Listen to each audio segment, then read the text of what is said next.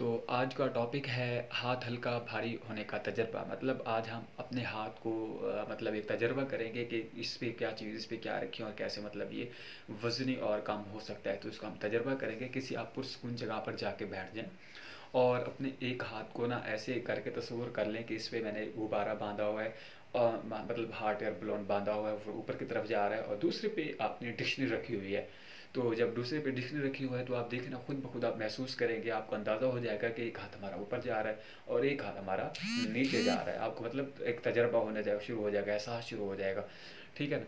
तो आपको यही बताने की कोशिश कर रहे हैं कि मतलब जैसे ही आप सोचोगे ना वैसे हो जाओगे। दूसरी बड़ी वजह फ़र्ज़ी इंतबाह कारियाँ होती हैं जो आप लोगों को नीम हकीम बोलते हैं कि मतलब एहतलाम से ही आप लोगों को इशू आ जाएगा, ये प्रॉब्लम हो जाएगी एहतलाम से।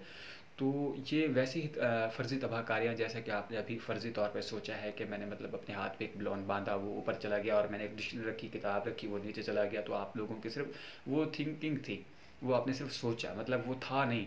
जैसा आपने फ़र्ज़ी मतलब वो किया है तो वैसे ही हो जाता है। और वो जो कहते हैं कि उसकी नींदें उड़ जाती हैं और मतलब उसको भूख नहीं लगती, जिसकी वजह से वो कमज़ोर होना शुरू हो जाते हैं। इसके अलावा ज़हनी दबाव की वजह से बहुत ज़्यादा बीमारियां पैदा हो जाती हैं। आप ज़हनी डिप्रेशन के शिकार हो जाते हैं कि यार कलाम हो गया, पता नहीं क्या होगा, अब ये है वो है। तो इससे आप ज़हनी दबाव या स्ट्रेस के मरीज़ बन जाते हैं। इसके अलावा ना 40 या 80% जिस्मानी जो बीमारियां होती हैं वो भी डिप्रेशन मतलब वो भी इसी स्ट्रेस की वजह से होती हैं, ज़हनी दबाव की वजह से। अच्छा, हकीकत ये है कि एहतलाम के जिनसी और ज़हनी और जिस्मानी बुरे असरात कोई भी नहीं है। ठीक है ना?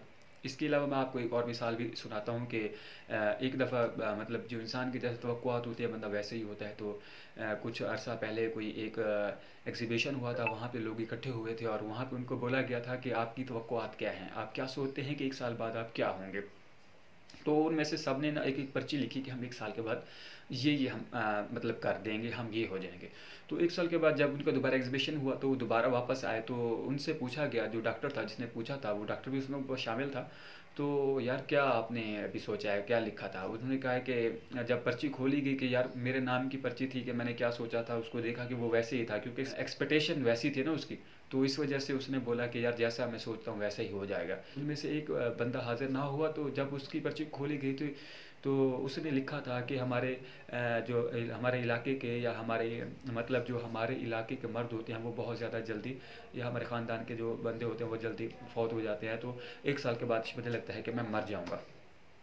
तो मतलब उसकी ये देखिए तवक्कुआत थी, तो उसकी वो तवक्कुआत पूरी हुई क्योंकि उसने वैसे ही सोचा था। अभी जो ये नौजवान हैं वो पहले गुस्तानी करते हैं, शुरू कर देते हैं, फिर वो उसको छोड़ देते हैं। फिर जब छोड़ते हैं तो वो बहुत सारे बुरे असरात का वो कहते हैं कि हम शिकार हो गए, सोच रहे होते हैं कि हम करते हैं तो गुनाह है, नहीं करते तो हमें इस्लाम हो रहा है।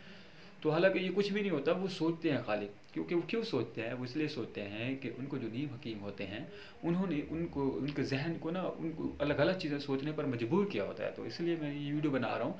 अगर आपको अच्छी लगी हमारी वीडियो तो आप हमारे चैनल को ज़रूर सब्सक्राइब कीजिएगा। और हाँ, अगर आप तवक्कुआत और आज नहीं कल, मतलब जैसे हम सोचते हैं कि आज का काम हम कल कर लेंगे, कल कर लेंगे, ये भी एक बहुत बुरी आदत है। तो इसके मतलब भी हमने अपना एक चैनल बनाया हुआ है इन्फो एजुकेशन के नाम से, आप उसको भी लाजमी तौर पर सब्सक्राइब करें। ठीक है ना? आपको हमारी वीडियो कैसी लगी अपनी कीमती राय से आगाह कीजिए। Thank you. अल्लाह हाफ़िज़।